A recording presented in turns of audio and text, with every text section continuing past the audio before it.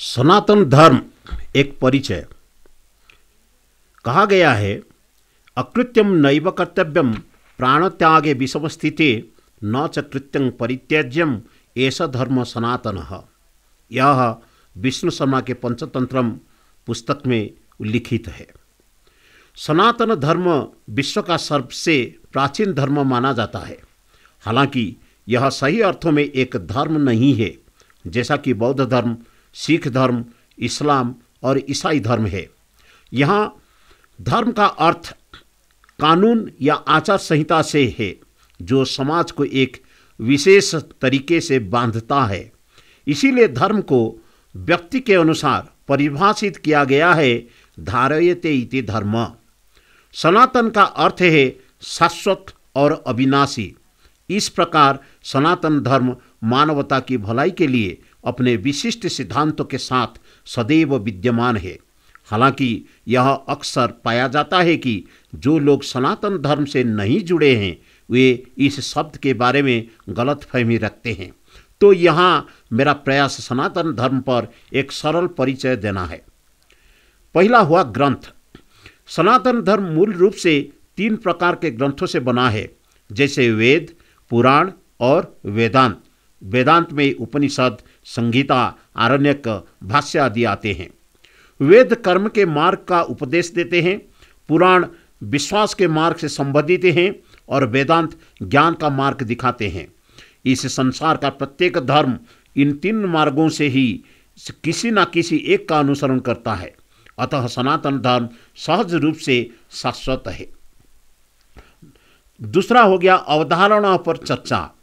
सनातन धर्म विभिन्न अवधारणा जैसे धर्मशास्त्र, पौराणिक कथाओं, दर्शन, यज्ञ की प्रक्रिया, अनुष्ठान, योग, वास्तुशिल्प तकनीक, मंदिर और महल के निर्माण का सूत्र, सामाजिक नियम, व्यापार के नियम, खेती के तरीके, दवाएं आदि पर चर्चा करता है।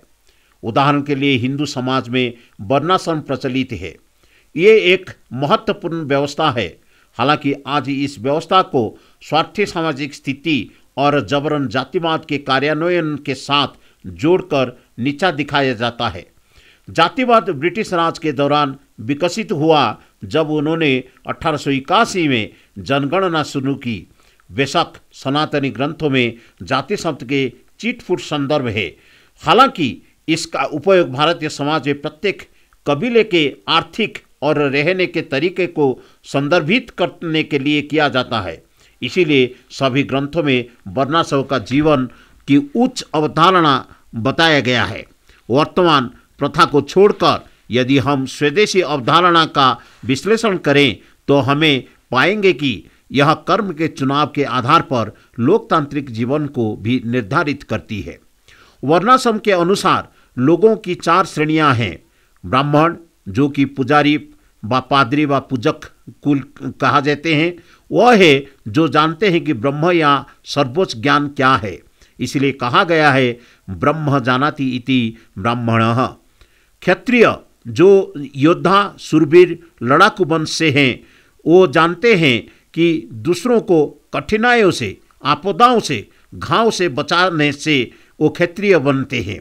इसीलिए कहा गया है, क्षतात त्रायते इति क्षत्रिय। जो व्यक्ति दूसरे पर विश्वास करता है वह वैश्य यानी व्यापारी व किसान आदि बनता है। इसीलिए कहा गया है, विश्वसिति इति वैश्य। शूद्र वे हैं जो समाज की सेवा करते हैं। ऐसा नहीं है कि शूद्र पश्चिम कुलीनों और आम लोगों की तरह सामाजिक स्तर में निचले स्तर पर हैं। भारतीय समाज में शूद्रों का समान दर्जा प्राप्त है। ब्राह्मणों की कालातीत ज्ञान के संरक्षण की जिम्मेदारी दी गई है। क्षत्रियों को शत्रुओं से देश की रक्षा करनी होती है। वैश्य धन की देखभाल करते हैं और शूद्रों के पास सेवा की शक्ति है। प्रत्येक व्यक्ति सभी कार्य नहीं कर सकता। इसीलिए इन 4 श्रेणियों के साथ हाथ एक विशेष कार्य से और प्रत्येक जीवित रहने के लिए दूसरे पर निर्भर है। इस प्रकार सनातन धर्म संपूर्ण मानवता का प्रतिनिधित्व करने वाली व्यवस्था है और यही वर्णाश्रम का मूल विचार है। वर्णाश्रम इस तथ्य पर भी प्रकाश डालता है कि एक व्यक्ति ब्राह्मण, क्षत्रिय, वैश्य या शूद्र के पुत्र पुत्री के रूप में पैदा हो सकता है। वह अपना पेशा बदल सकता है और किसी भी वर्ण या श्रेणी में नामांकित हो सकता है। इसीलिए कहा गया है, जन्मना जायते ब्राह्मण कर्मणा शूद्र उच्यते, जन्मना जायते क्षत्रिय कर्मणा वैश्य उच्यते, जन्मना जायते शूद्र कर्मणा ब्राह्मण उच्यते इत्यादि। उदाहरण के लिए विश्वामित्र जन्मजात क्षत्रिय थे, लेकिन अपनी समर्पित साधना से वे ब्राह्मण बन गए। देवजानी एक जन्मजात ब्राह्मण थी, लेकिन बाद में राजा यजाति से शादी करके वह क्षत्रिय बन गई। ब्रिटिश राज के दौरान भी मनुबाई एक जन्मजात ब्राह्मण लड़की थी, लेकिन वह झांसी की रानी बन गई। इसी प्रकार सुदामा का जन्म शूद्र माता से हुआ था, लेकिन वो अपनी भक्ति और शास्त्रों के अध्ययन से ब्राह्मण बन गए। इसी प्रकार पेशे का यह आदान प्रदान समाज में लोगों के बीच सद्भाव के विकास में योगदान देता है, जिससे भारत में कोई भी इनकार नहीं करता है। तीसरा व्यवस्था हुआ त्रिगुण। सनातन धर्म प्रत्येक मनुष्य में 3 अंतर्निहित गुण के अस्तित्व पर चर्चा करता है। इन गुणों को सत्व, रज और तम के रूप में नामित किया गया है। वे जीवन के प्रति व्यक्ति के दृष्टिकोण और उसके सामाजिक व्यवहार में प्रतिबिंबित होते हैं। उदाहरण के लिए सात्विक भोजन शरीर को स्वस्थ रखता है, क्योंकि इससे कच्चा खाया जाता है और पचाने में आसान होता है। राजसिक भोजन मसालादार और गर्म होता है और यह आसानी से पचने योग्य नहीं होता है, इससे केवल आनंद के लिए लिया जाता है। तामसिक भोजन बासी और सड़ा हुआ होता है, यह शरीर को बीमार और आलसी बना देता है। मन को शीतल रखने वाला आध्यात्मिक साहित्य सात्विक है, वैज्ञानिक और राजनीतिक साहित्य राजसिक है, व्यक्ति को सदैव सक्रिय रखते हैं, और मन को क्रोधित करने वाला कामुक साहित्य तामसिक है। इसी प्रकार त्रिगुण का सिद्धांत जीवन के किसी भी क्षेत्र में लागू किया जा सकता है। इसीलिए सनातन धर्म किसी के जीवन और समाज को बेहतर बनाने के लिए सात्विक गुणों का अभ्यास करने का निर्देश देता है। चौथा हुआ चतुराश्रम या जीवन के 4 चरण।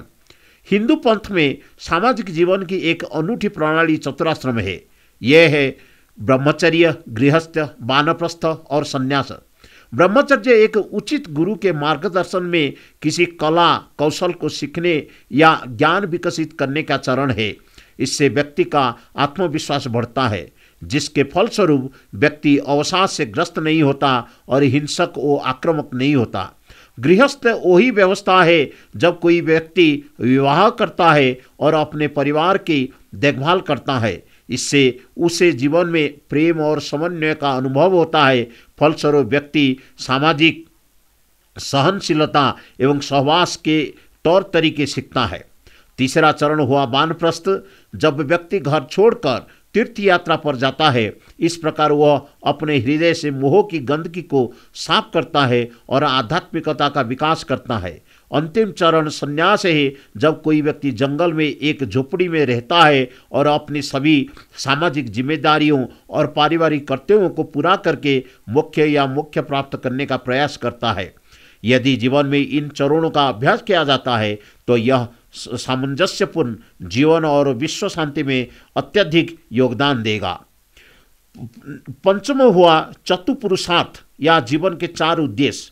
सनातन धर्म का सबसे महत्वपूर्ण पहलू चतुपुरुषार्थ है, यानी धर्म, अर्थ, कर्म और मोक्ष।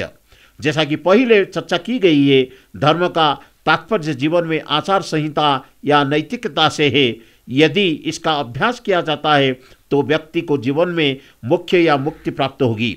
मोक्ष और कुछ नहीं बल्कि अशांति न होना या मन की शांति से परिचित होना। धर्म का पालन करने के लिए व्यक्ति को मानसिक दबाव में नहीं रहना चाहिए। जीवन में अर्थ अर्थात समृद्धि अवश्य होनी चाहिए। यदि कोई समृद्ध है तो वह धर्म के अभ्यास में योगदान दे सकता है। समृद्ध होना एक अभिलाषा है जिसे जीवन में साकार करना होगा और इसे साकार करने के लिए व्यक्ति को कर्म करना होगा। कर्म सही कार्य या सही मार्ग का सही कार्य है। यह बहुत महत्वपूर्ण है क्योंकि यह हमारे मन, शरीर और आत्मा को प्रभावित करता है। जीवन के इन 3 तत्वों को एकजुट करने के लिए सही कर्म या उचित कार्रवाई की जानी चाहिए, जो अंततः विश्व शांति की ओर ले जाएगी। कर्म दो प्रकार के होते हैं, आध्यात्मिक और सामान्य।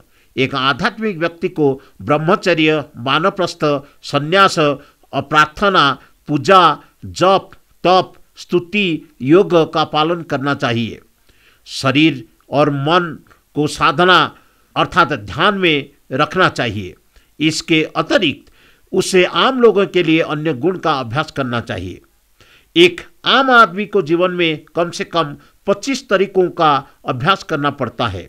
ये तरीके हैं धृति या धैर्य, अहिंसा, स्वाध्याय अर्थात शास्त्रों का अध्ययन, प्रज्ञा अर्थात ज्ञान की मंथन, सत्य व सच बोलना, दान, क्षमा, सरलता, पवित्रता व शुद्धता, स्वच्छता, करुणा, मैत्री, दया, अक्रोध व गुस्सा न करना, अचौर्य अर्थात चोरी न करना व हिंसा हत्या न करना, अनासक्त व आसक्तिहीन होना, अपरिग्रह व अव्यभिचार नहीं करना, लालच नहीं रखना, अस्तेय व नाजायज धन अर्जित न करना, दम आत्मसंयम रखना, निस्वार्थ भाव यानी स्वार्थ नहीं होना चाहिए किसी काम में, सेवा दूसरी की सेवा करना, पूज्य पूजा का सम्मान करना, स्वकर्म अपनी आजीविका व अपना कर्म करके पेट पालन करना और अहंकार शून्यता होना।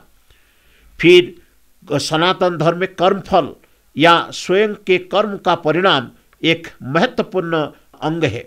सनातन धर्म व्यक्ति के स्वयं के कर्मों के परिणाम या कर्मफल पर जोर देता है। यह सिद्धांत में विश्वास करता है कि इसमें कहा गया है कि कोई भी व्यक्ति अपने कर्मों के फल से नहीं बच सकता।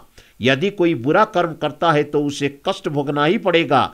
उदाहरण के लिए आप किसी का बुरा करते हैं तब आप तनाव, बेचैनी, अनिद्रा, रक्तचाप, क्रोध और भूख की कमी आदि से पीड़ित होते हैं।